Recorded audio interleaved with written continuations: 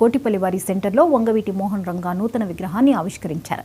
ఈ కార్యక్రమంలో మాజీ ఎమ్మెల్యే కొత్తపల్లి జానకిరాం, టీడీపీ రాష్ట్ర ఆర్గనైజింగ్ కార్యదర్శి కొవ్వలి యధిరాజా రామ్మోహన్ నాయుడు, జనసేన పార్టీ రాష్ట్ర కార్యదర్శి చాగంటి మురళీకృష్ణ, నరసాపురం నియోజకవర్గ టీడీపీ ఇన్ఛార్జ్ పొత్తూరి రామరాజులు పాల్గొన్నారు.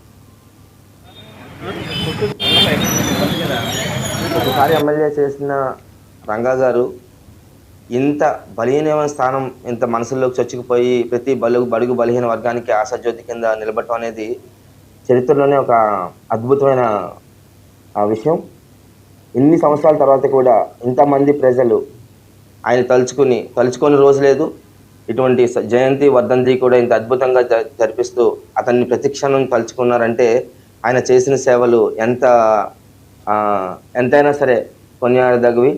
ఆయన ఇవాళ ఉండుంటే కనుక బడుగు బలహీన వర్గాలందరూ కూడా మరింత ఉన్నత స్థానంలో ఉండేవారని, ఆయన చేసిన సేవలు తర్వాత జనరేషన్లో కూడా ఎవరూ చేయలేనంత అద్భుతంగా ఆయన బడుగు బలహీన లీడ్ చేయటం, పీడిత బాధిత వర్గాలకి అండగా ఉండటం, కాపులు ఒక్కరికే కాదు మిగతా అన్ని కులాలకి కూడా నేను మానవుణ్ణి అన్నట్టుగా చాటి చెప్పి అందరికీ కూడా అందుబాటులో ఉండే విధంగా ఉండే నాయకుడు ఎవరైనా ఉన్నారంటే అది రంగా గారు ఒక్కరు మాత్రమే.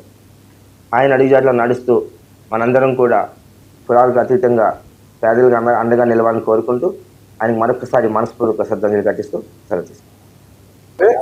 ఈరోజు మన కోటిపల్లివారి వీధిలో విగ్రహావిష్కరణ చేయడం జరిగింది. ఈరోజు వర్ధంతి సందర్భంగా ఇక్కడికి రావడం జరిగింది. ఇవాళ మనందరం గమనించవలసింది ఒకటే, ప్రతి గ్రామంలోని ఎలా అయితే రామాలయం ఉందో అదే విధంగా ప్రతి ఊర్లోని కూడా వంగవీటి మోహన్ రంగా గారి విగ్రహం ఉంది. ఇవాళ ఆయన ఏదో కులానికి మతానికి ఆయన అంటగట్టేశారు, కులం అంటగట్టేశారు తప్ప ఆయన ఏ కులానికి మతానికి చెందిన వ్యక్తి కాదు. బడుగు బలహీన వర్గాల ఆశాజ్యోతి వంగవీటి మోహన్ రంగా గారు. మా తరం వాళ్ళు మేము చూడకపోయినప్పటికీ కూడా ఆయన మా అందరికీ కూడా స్ఫూర్తి. ఇవాళ లేనటువంటి వాళ్ళకి ఏదో చేయాలనే తపనతోటి ఆ రోజున ఆయన దీక్ష చేస్తే ఆయన చంపేస్తారని ఆయనకు తెలుసుండి కూడా నేను చచ్చిపోయినా పర్లేదు పేదలకు న్యాయం చేయాలని చెప్పేసి ఆ రోజు దీక్షలోకి కూర్చుని అమరుడైన వ్యక్తి